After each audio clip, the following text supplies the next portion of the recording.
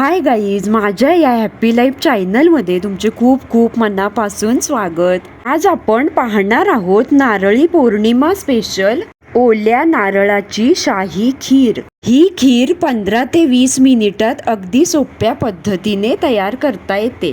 Recipe सुरू करण्याआधी माझ्या चॅनलवरती नवीनच असाल तर चॅनलला नक्की सबस्क्राईब करा आणि त्यासोबतच बेल आयकॉन प्रेस करा. चला तर मग पाहूयात ओल्या नारळाची चविष्ट खीर कशी बनवायची. रेसिपीसाठी लागणारे साहित्य: किसलेले ओले खोबरे 1 वाटी, 3 कप दूध, साखर अर्धी वाटी. तुमच्या आवडीनुसार साखरेचे प्रमाण कमी जास्त करू शकता. रवा 2 ते 4 चमचे खीर घट्ट होण्यासाठी.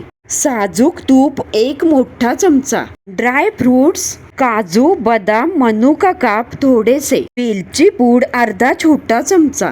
कृती पाहूया. एका जाड बुडाच्या कढईत 1 चमचा साजूक तूप गरम करा. त्यात काजू व बदामाचे काप हलके परतून बाजूला काढा. त्याच तुपात रवा घालून मंद आचेवर खमंग व हलका गुलाबी होईपर्यंत भाजून घ्या. भाजलेल्या रव्यामध्ये किसलेला ओला नारळ घाला. हे मिश्रण तुपात 1 ते 2 मिनिटे परतून घ्या. आता कढईत 3 कप दूध ओता आणि दुधाला मध्यम आचेवर चांगली उकळी येऊ द्या. दूध थोडे आटले की सतत हलवत राहा, जेणेकरून रवा खाली लागणार नाही. मिश्रण 5 ते 7 मिनिटे चांगले शिजू द्या, ज्यामुळे नारळ आणि रवा दुधात नरम होईल. त्यानंतर त्यात साखर घालून साखर विरघळेपर्यंत चांगले ढवळून घ्या. शेवटी वेलची पूड आणि भाजलेले ड्रायफ्रुट्स घाला. 2 मिनिटे मंद आचेवर उकळून गॅस बंद करा. आता आपली मऊ, सुवासिक आणि चवदार ओल्या नारळाची खीर तयार आहे.